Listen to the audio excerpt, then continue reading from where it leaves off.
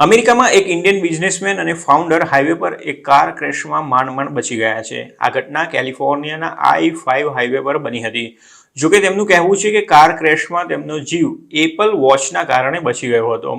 આ Indian આંત્રપ્રેન્યોરે social media પર એક પોસ્ટ શેર કરી હતી અને પોતાની એપલ વોચ અને ઓફિસરનો આભાર માન્યો હતો.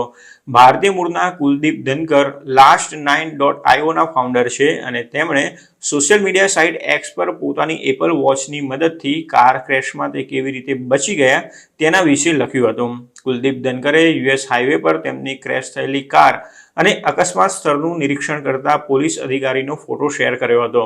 પોતાની પોસ્ટમાં તેમણે લખ્યું હતું કે જ્યારે તે ટ્રાફિકમાં હતા ત્યારે તેમની કાર ક્રેશ થઈ હતી. તેમણે ખુલાસો કર્યો હતો કે તેમની એપલ વોચે તરત જ ક્રેશને ડિટેક્ટ કર્યું હતું અને ઓટોમેટિક પોલીસને બોલાવી લીધી હતી.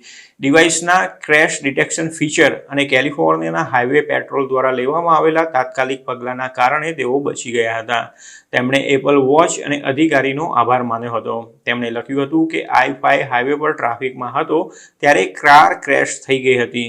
જોકે તેમાં કોઈ ઈજા નહોતી થઈ.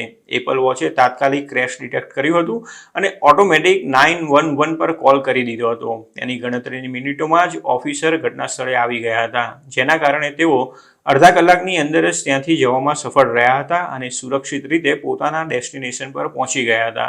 તેમણે લખ્યું હતું કે તેઓ એપલ વોચ અને કેલિફોર્નિયા હાઈવે પેટ્રોલની કામગીરીથી ઘણા પ્રભાવિત થયા છે અને તેમણે બંનેનો આભાર માન્યો હતો.